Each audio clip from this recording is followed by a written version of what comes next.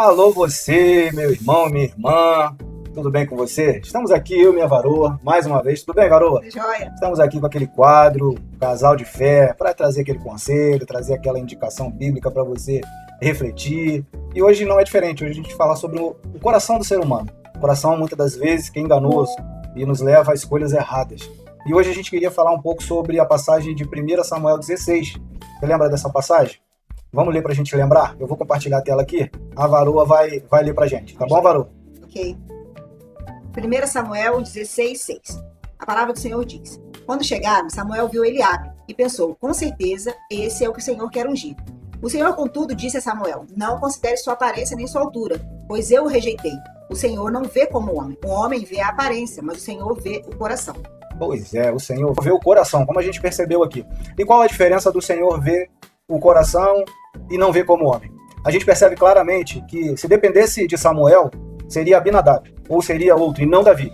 Mas Deus escolheu Davi porque ele olhou o coração de Davi, que era diferenciado do coração dos seus irmãos, correto? Jessé nem imaginava isso, não é verdade, varoa?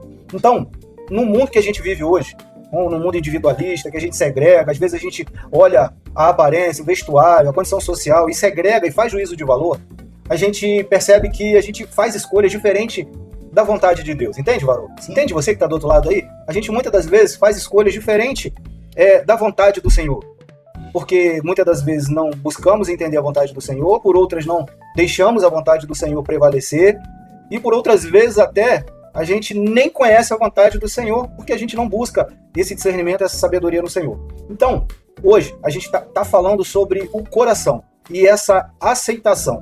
A gente muitas das vezes segrega pessoas, porque não se encaixam no padrão estabelecido por cada um de nós. Não existe uma regra universal. A única regra universal é a nossa Bíblia, que justamente é a revelação do Senhor Jesus Cristo. É a revelação de Deus ao homem sobre o caráter de Deus.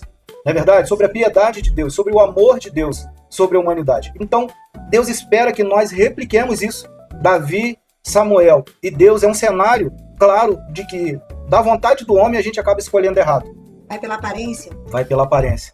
E hoje vamos falar sobre pessoas com espectro autista.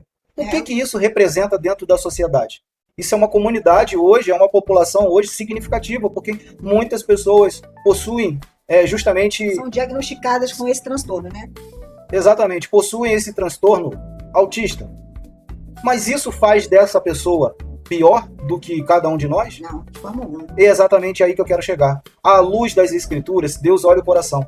Eu sou capaz de te dizer que o coração da maioria delas são melhores do que os nossos corações. Sim. A pureza no coração delas são muito maior, ou é muito maior do que os nossos corações. Porque muitas das vezes escolhemos por interesse, escolhemos olhando o que nós vamos ganhar em troca. E às vezes essas pessoas, essas crianças, são segregadas.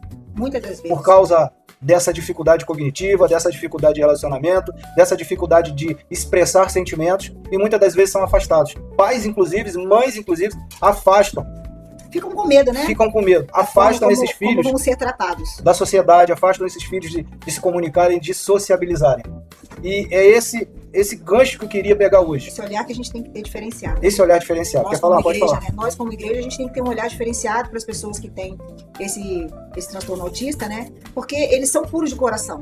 Não é porque eles têm uma dificuldade cognitiva que a gente tem que excluí-los do nosso relacionamento. A gente, como igreja, a gente tem que estar de coração aberto, de braços abertos, né? Para receber qualquer pessoa que tenha qualquer transtorno. A gente tem que estar ali de coração aberto para recebê-los e para incluí-los dentro da nossa sociedade. É verdade. Porque a vida de cada um, seja de qualquer pessoa diagnosticada com qualquer tipo de distúrbio, transtorno ou qualquer outra doença, ele não é uma pessoa que precisa ser segregada. É o contrário. Segundo as Escrituras, ele precisa ser acolhido. Eu preciso transmitir amor, piedade e misericórdia que vem dos céus para com essas pessoas.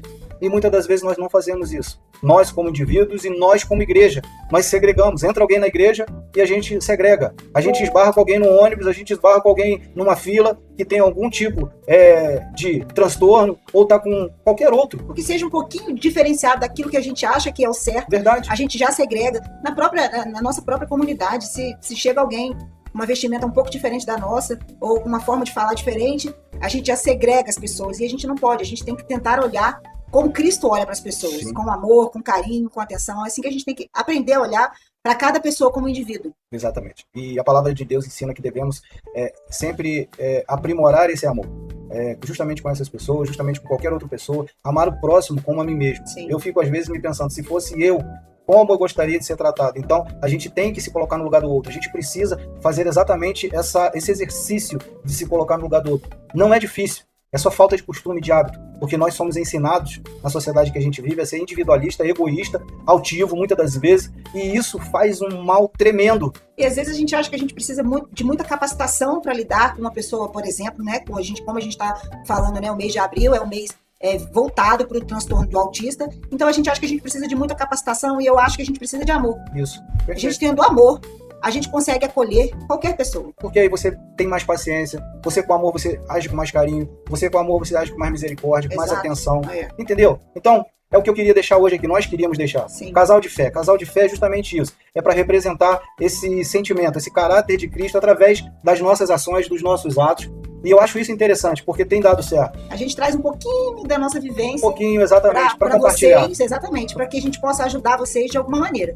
Exatamente, a gente tem que se colocar assim, na condição, na menor condição possível, porque diante de Deus a gente não é nada, a gente não sabe nada, e se é uma criação de Deus, é uma criatura de Deus, nós precisamos amá-los. E quando a gente fala do mesmo modo que Jesus Cristo nos amou. Quando a gente fala do transtorno, a gente tem que entender que envolve também a família. Sim. Não só o indivíduo. Sim. A gente acolher a família também da pessoa que tem uma criança ou até um adulto mesmo diagnosticado com um transtorno de espectro autismo. A gente tem que estar ali, acolher essas pessoas. É como se fosse uma rede de apoio, né? Sim. Porque há um desgaste. Porque sofre todos. Há um cansaço diferenciado. Exatamente, sofre a família também. E a própria família, muitas das vezes, a mãe e o pai, eles precisam de uma rede de apoio, Sim. seja psicológica, seja, sabe, de uma terapia espiritual, tudo. Justamente para que o coração esteja em paz, a alma e o espírito estejam em paz para poderem justamente praticar com seus filhos, com seus entes queridos, Exato. Justamente esse amor que o Senhor nos ensinou, esse carinho, essa misericórdia, essa piedade. Isso aí. Tá bom? É isso que a gente quer deixar. Deus abençoe você que está do outro lado da telinha. Guarda essa palavra, 1 Samuel 16. O Senhor não vê como o homem vê, ou seja, o Senhor olha o coração. Como está o seu coração? Fala para mim, ou melhor, fala para Deus. Fica com Deus, Deus te abençoe. Quem puder, dá um like, compartilha. Daqui a pouco a gente vai estar postando lá no YouTube, tá bom? Isso Fica aí. com Jesus. Fica com Deus.